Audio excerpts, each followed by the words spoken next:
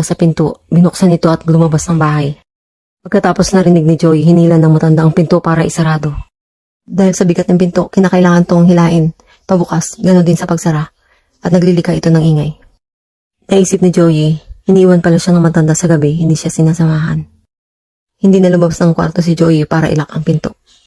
Dahil kahit may makapasok na tao sa loob, hindi pa rin makapasok sa kwarto ni Joey.